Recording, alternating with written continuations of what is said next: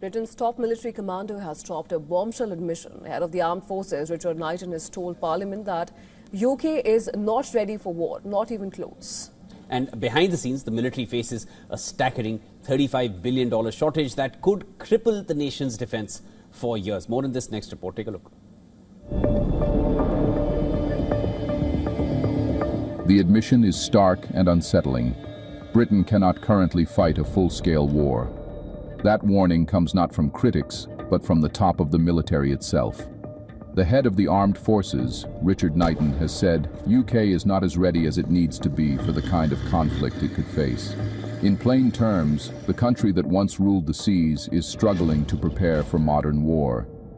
Over the last 30 years since the end of the Cold War, we are not as ready as we have taken a peace dividend, and we are not as ready as we need to be for the kind of full-scale conflict that we might face. And that's how we ultimately deter our principal adversary, is through being ready to fight and win. And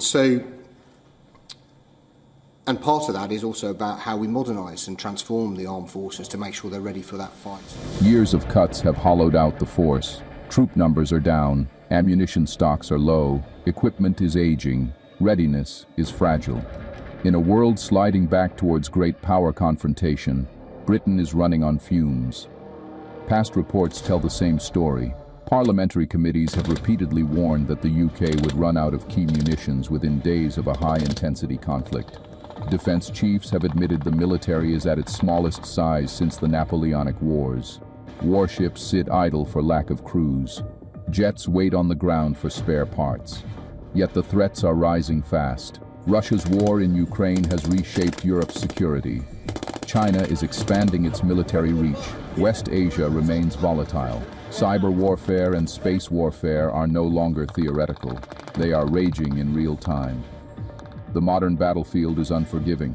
Wars are decided by logistics, stockpiles, and speed. Ukraine has shown how quickly ammunition disappears. Britain, officials admit, would struggle to sustain even a short, intense fight. This is not about panic. It is about reality. The UK still has elite forces, nuclear deterrence, and global alliances, but the troop strength matters. Weapon stockpiles matters. Preparation matters. London's warning is a signal flare. Either Britain rebuilds its ability to fight and deter, or it risks discovering its weakness the hard way. History shows that admitting unpreparedness is dangerous, but ignoring it is worse.